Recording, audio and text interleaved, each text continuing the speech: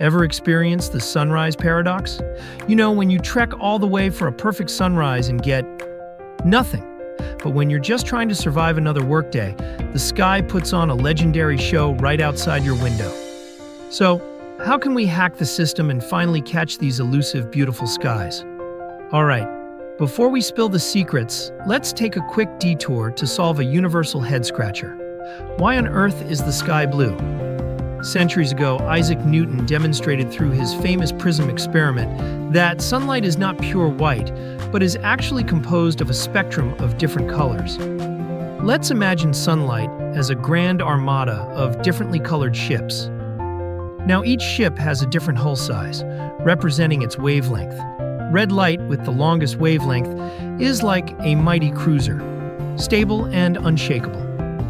Blue light, with the shortest wavelength, is a tiny, agile kayak, and our atmosphere is filled with countless tiny molecules, nitrogen, oxygen, all acting like little buoys scattered across the water, just waiting to get in the way. As this fleet sails in, the big red cruiser barely notices the buoys, pushing forward with purpose. But the little blue kayak, it's constantly bumping into them, getting scattered in every direction. The result? From every direction we look, some of this scattered blue light reaches our eyes.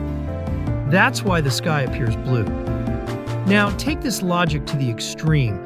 Ultraviolet light has an even shorter wavelength. It's the tiny, fragile rowing dinghy of the fleet, and it gets knocked around the most. As a result, most UV light never makes it to the ground.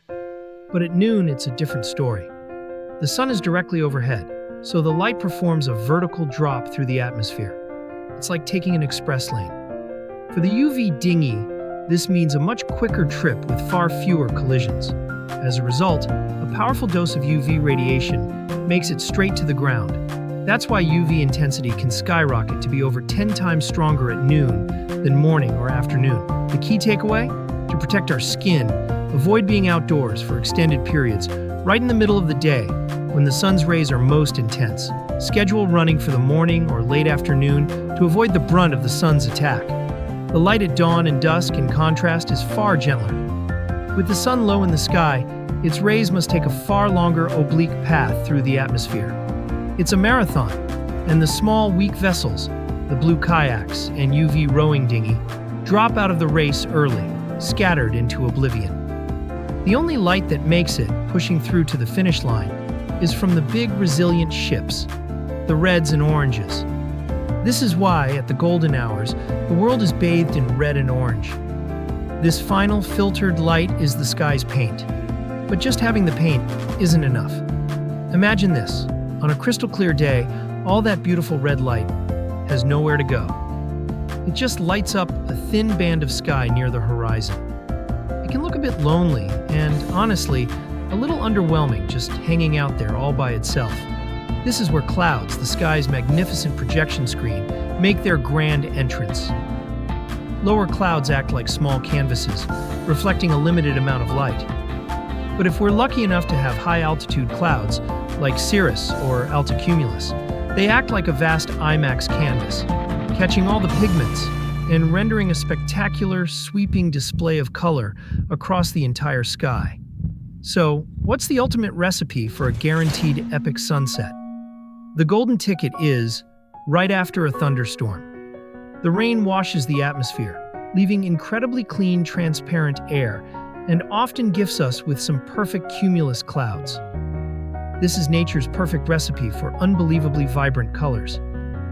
The location is also key to a unique view. Some scenes are iconic, like witnessing the sun ascend directly from the East Sea at dawn, or watching sunset at Utah's delicate arch, as the fading light sets ancient stone ablaze. But getting the direction wrong is a classic spectacular fail. A friend of mine once got up early to see the sunrise over the west coast. He stood facing the ocean, shivering in the cold for ages, only to realize the sun was rising behind him. So next time the sky clears after a storm, take a moment. Step outside with someone special and watch the show. This incredible piece of art is free and will never be repeated.